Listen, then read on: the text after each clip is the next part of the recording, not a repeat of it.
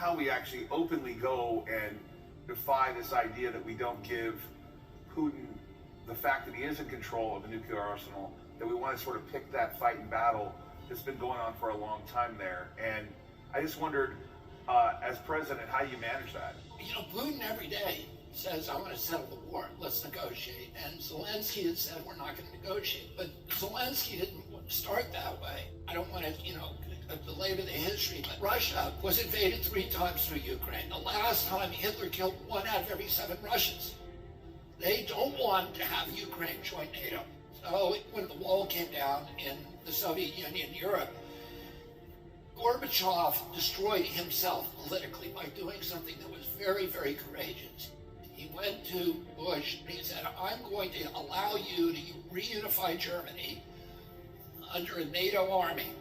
I'm going to remove 450,000 Soviet troops, but I want your commitment. After that, you will not move NATO 1 inch to the east. And we solemnly swore we wouldn't do it. Well, then in 97, Brzezinski was the first of the neocons, said, we're going to move NATO 1,000 miles to the east and take 15 countries into it and surround the Soviet Union. So then we not only move it into 14 new nations, but we unilaterally walk away from our 2 nuclear weapons treaties with the Russians. And we put Aegis missile systems in Romania and Poland 12 minutes from Moscow. When Russians did that to Cuba in '62, we came this close to nuclear war until they removed them. So the Russians don't want nukes 400 miles from Moscow. We then overthrow the Ukraine government.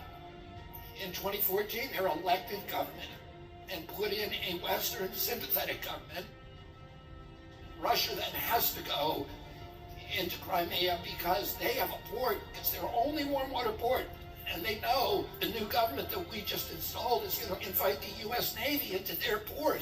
So Russia then went into Crimea without firing a shot, because the people of Crimea are Russian. Then the new Ukrainian government we installed started killing ethnic Russians in Donbass and Lugansk, and they voted to leave and join Russia. Putin said, I don't want them. Let's give them protection and give them semi-autonomy and make an agreement to keep NATO out of Ukraine. That treaty was written by Germany, France, Russia, and England, the Minsk Accords.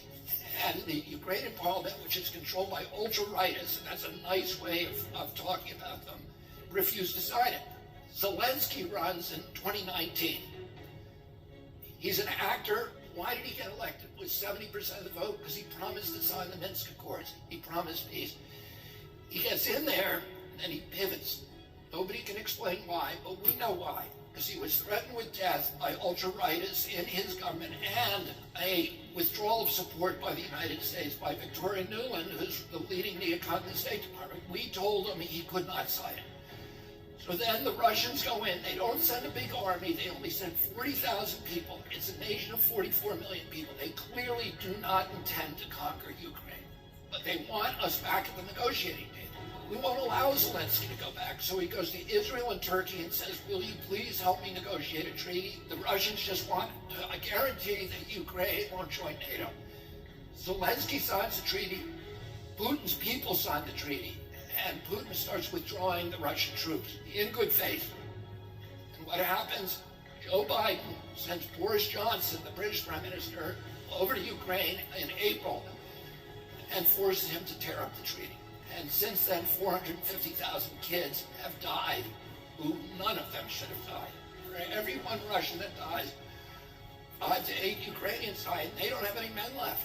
You know, we're giving them all these weapons, but they don't have men left. It's a catastrophe, and we look kind of like the aggressor. That's the way the rest of the world sees it. But for them to call for a ceasefire is Mr. Putin's message. Mr. Putin's message. Make no mistake, this is directly connected to what he would like to see. Same thing with Ukraine. It's about Putin's message.